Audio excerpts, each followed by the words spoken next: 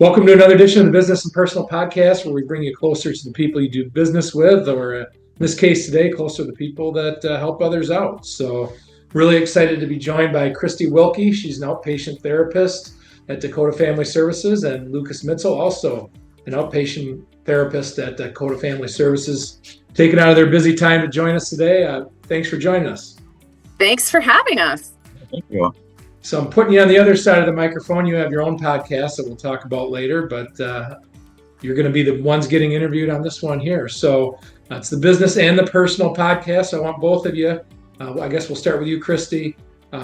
Tell people a little bit about your background and how you ended up with Dakota Family Services. Then Lucas, you can follow up. Yeah.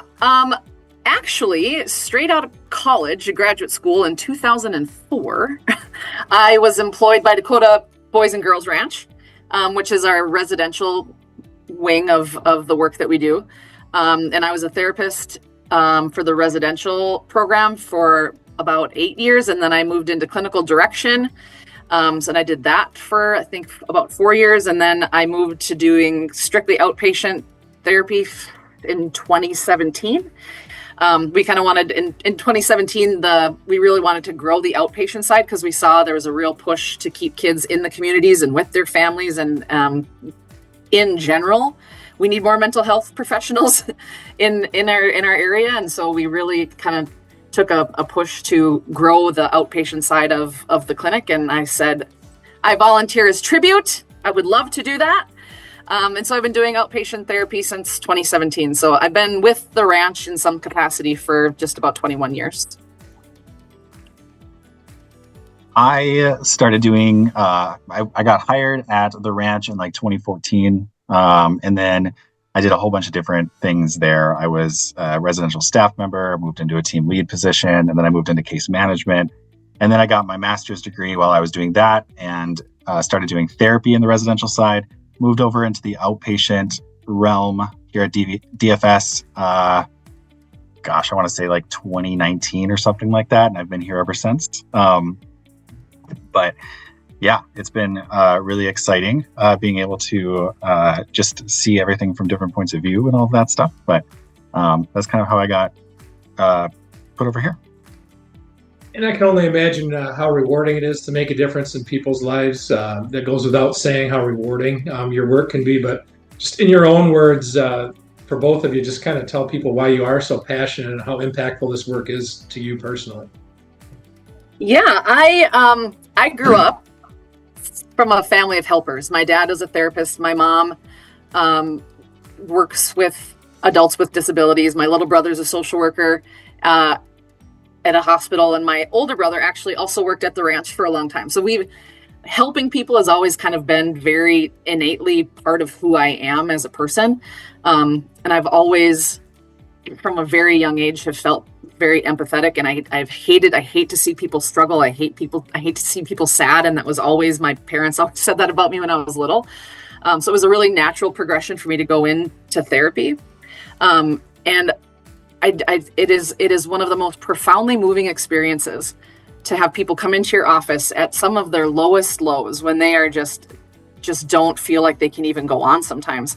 And you can come in and help them make some realizations about themselves and their lives, and watch them progress to being like living what the potential of their life can be. And a lot of times people don't even realize that life can be easier than what it is. They've just lived life so hard. Like it's just been so difficult for them, and they didn't know that it could be better. So watching people unlock some of those things and work through traumatizing experiences that without therapy would probably impact them for a very, very long time in a negative way. To even have a part of that story, to be a part of their story it is such a privilege that I just don't ever take for granted. Very similarly, my family is also a bunch of helpers. My mom has her master's in social work. My brother has his master's in social work. I have my master's in social work.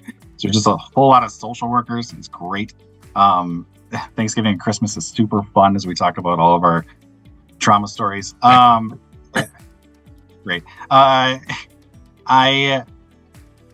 So I've always had, just like Christy, this like desire to help people and to help people's lives just be better. And I think that what keeps me going, I mean, I could talk about our job all day, but being able to have the honor to see people go from A to B and start wherever they're starting and help them grow into this person that they want to be is just the coolest thing that, and I can't even describe it really, but it is the greatest honor, just to be a part, just a piece of that puzzle.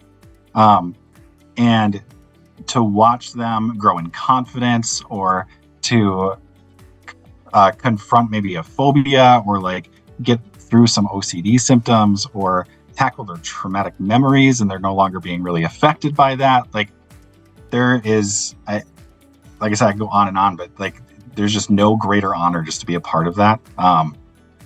And even as simply as just being able to see somebody smile for the first time in years is just, there's no feeling like it. Mm-hmm. Can only imagine. Absolutely. And, and on that note, anybody that's listening to this podcast is likely listening because maybe they need some help. They're looking for help. What are some, I guess, advice that you have, or some types of people that you've seen that have had success with your treatments? Who are those kind of people that should be reaching out to you? Yes. Everyone. Those ones, all of them. All of them. Yeah. I think that, Christy and I in particular, like we have a very eclectic, diverse population of clientele. And that's one of my favorite parts about this job in general, is just how different everybody is and all the strengths they bring to the table and all that stuff. And I learn a lot from them. But I mean, if simply speaking, like if you just feel like things are off, if you just aren't really liking how life is going right now, or you just are wondering if maybe things could be better, or maybe there's something really specific that's going on, or there's a traumatic thing that occurred, or you just feel sad or worried all the time, or maybe just simply somebody's like, have you ever thought about seeing a therapist? Come talk to us. Yeah. Those are the people that should come. Yeah. And I think a lot of times, and we hear this all the time, is that people don't think that their symptoms are important enough or severe enough to warrant coming to therapy.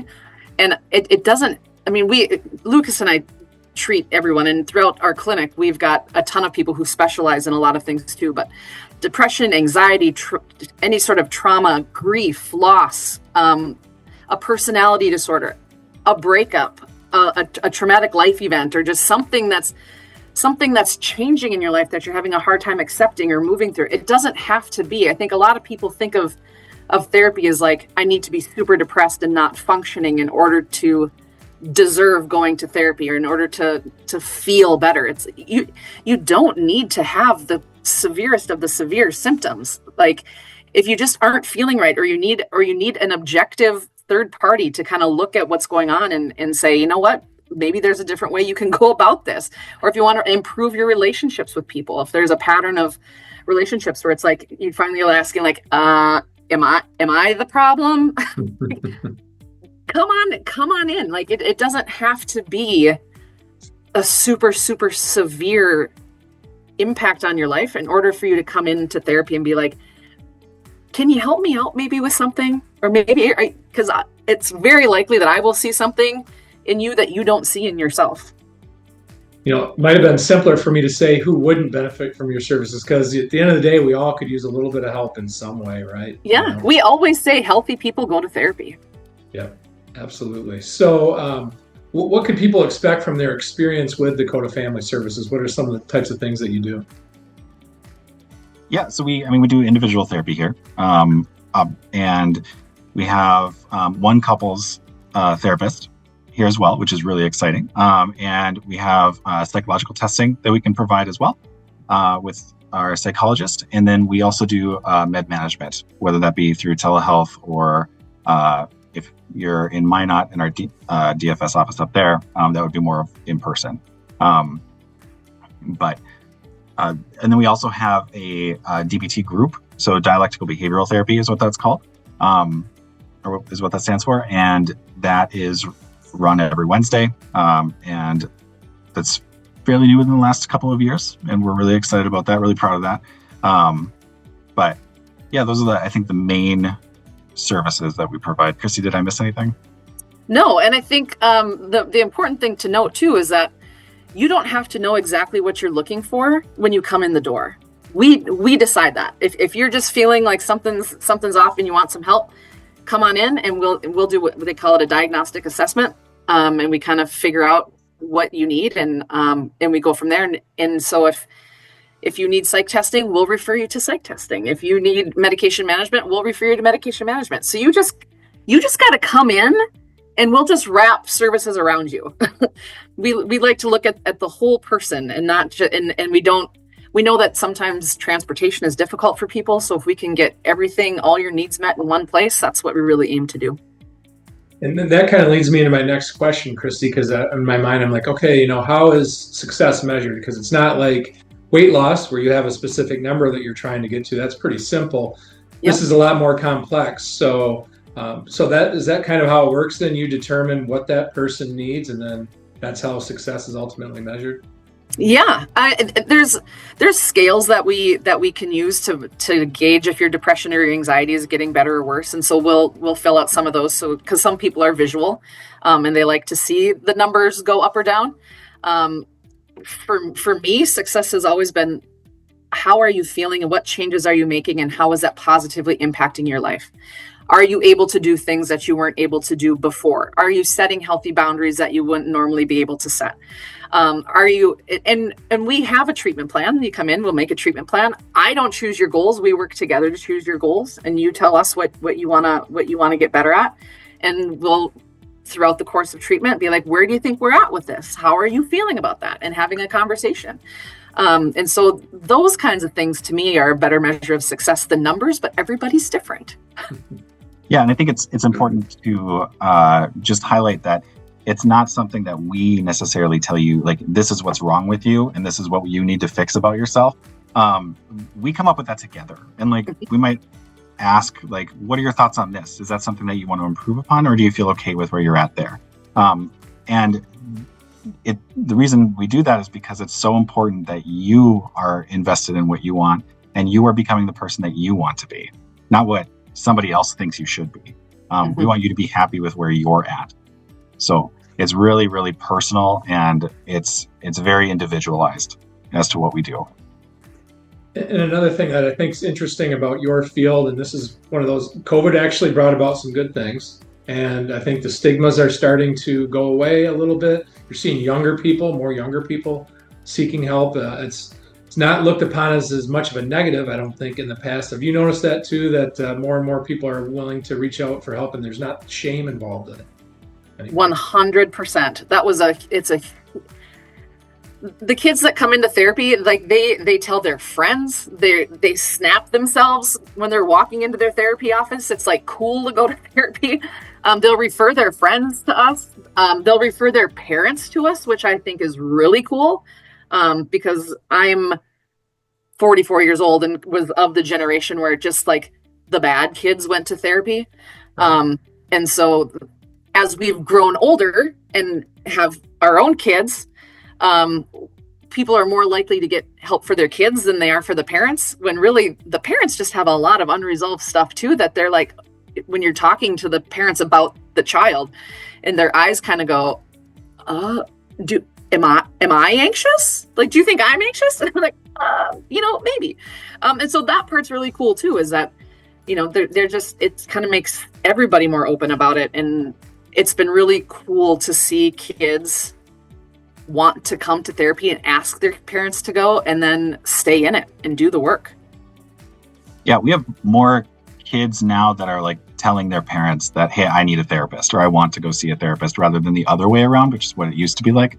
And kids who are coming in with like pretty decent knowledge about mental health problems. And that just was never a thing before. We just didn't talk about it, right? So it's really, really cool that that's happening. And yeah, like Christy said, like when we're doing like diagnostic assessments with a kid, and then we start asking questions, and the parents are like, oh, you're describing me. Like that. And then we see the whole family start to improve and get better on things. it's really cool to see that happen. Yeah, Dakota Family Services sounds like the perfect name for y'all. It is. Yeah. So, as I mentioned previously, you're on the other end of the podcast here. You have your own podcast called Is It Just Me? Tell people where they can find that and what kind of content they could expect on there. Yeah, I think you can find it anywhere that you can get a podcast, is my understanding. Spotify is probably the most popular location that people have been going on. And for content-wise, we will talk about anything. Anything that has anything to do with mental health. We've talked about relationships, we've talked about abuse, we've talked about specific diagnoses, including like PTSD, anxiety, depression, etc. We talked about going outside and how important that can be. Like, it is a very broad range, and we are always looking for more ideas. And so if people are listening and want to give us something to talk about, like, we prioritize that because we want to give people what they want. So, and talk about the things that are interesting to them. And we tried to do it in a really light-hearted way. I make a lot of fun of Lucas because it's one of my favorite pastimes. I'm really good at it. Kind of a bully, but it's fun. Yeah. But we really try to, we think that we're funny for the most part. So we really try to make it accessible. And the motivation behind having a podcast is that we know that there are a lot of people who need mental health services that just don't have access to it. And so being able to give people at least some of the basic things to help them through their day and make mental health accessible, make mental health help accessible to as many people as we possibly can. That's what we want to do. And it helps kind of lift the stigma. And that's kind of where the name came from. Or is it just me? Because a lot of people kind of feel like they're alone in the way that they're feeling and some of the things that they're going through. And we really are trying to get people to see that you're not alone. It's not just you. There's lots of people feeling a whole bunch of kinds of ways, and that it's okay. Yeah, I mean, I think people listen to podcasts because they want to be entertained. They want to feel good about things. They want to have hope for things. They want to find things that help them with their lives. So I think it sounds like you're checking all those boxes with what you're doing. So I'm going to put both of you on the spot. I know there's privacy involved, so we can't give full details, but I'd love each of you just to kind of share a success story that is very memorable for you, to give people kind of an idea of the impact that your treatment can have. Yeah, the one that comes to mind is a girl that I started seeing when she was in residential treatment, actually, and had come from a very, very difficult home situation. There was abuse of every kind. And the first time I met her, she came and sat in my chair and she looked at me and said, "I don't like you." And I looked at her and said, "Well, I don't like you either. I don't even know you. But maybe I will. Maybe I'll like you." And it made her laugh. And from that moment on, I got her. And she hadn't been able to talk to other people before. And she just blossomed. And then she got discharged from residential treatment, was finally successful in a foster home that decided to adopt her. So she finally had a family for the first time. She hadn't had a mom. Her mom abandoned her when she was, I want to say, 3 years old. So she had never had a mom. So now she had a mom and a dad and a little brother. And she continued to see me outpatient. I still see her, and she's 24 years old. And successful, and has gone to school and has a boyfriend and has a job, and just watching her grow into the person that she had the potential to become was literally, to this day, one of the most beautiful things I have ever seen. She had everything stacked against her. Everything. Like, this girl did not have a protective factor in her corner, and she found a way to do the work, and it was incredible. She's a really incredible human. Lucas, you're gonna have trouble topping that one. Yeah. Thanks for picking that one, Christy. And I think one of my favorite ones is this individual that came to me, and they were really, really struggling with depression and really just not wanting to be here anymore. And just similar to Christy's story, everything was stacked against them from the time that they were really young, and they were just really, really struggling. And there were weeks where it was just, okay, let's just try to stay alive for one more week. Let's just make it to the next appointment. Fast forward, doing a ton of work for a couple of years, still working on things, but like they are incredibly successful and they're living their dreams right now. Things that they never thought were ever going to be possible for them, getting recognized for how hard of a worker they are. And they've got she's got 2 kids who are doing great. And she's just killing it. And so, but that's because they never gave up and they just kept coming back. They just kept working, kept trying the weird things I would ask them to try. And now they're just rock stars. And I am so proud of them and the work that they've gotten to do. And it was, again, just an honor to be a part of that. It's just so awesome to hear. I mean, every single person has potential in there. Sometimes it takes that one person to unlock it. And it's just so great to hear the stories like that. As we said early on, if one person happens to listen to this podcast and you're able to meet with them and change their lives like you did those people, hey, this was well worth our time. So what is the best way for people to reach out to you and get started with services? They could call us at 701-364-2950. I got it. Nicely done. Yeah, thank you. They can go on, we have a Facebook page. We have, I think it's dakotaranch.org is our website. And I think that they could probably get in contact with somebody through email in some way or another. Am I missing any ways to contact us? I think we all have Psychology Today profiles. You could look us up on there and get our contact information from there too. But I think those are the big ways to do it. Yeah. And subscribe to the podcast as well. Yeah. Subscribe to the podcast. If you have a podcast idea, or the email is it just me at dakotaranch.org. Awesome. Any other final closing thoughts? It's been really informative and interesting hearing everything that you do, but any final thoughts you want to close with?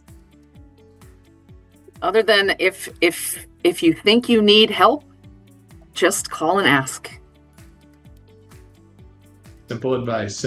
So, you know what? Thanks again so much for joining. Just great content. And, maybe we'll have you on again sometime down the road for an update. That would be awesome. Thanks for having us. Thank you.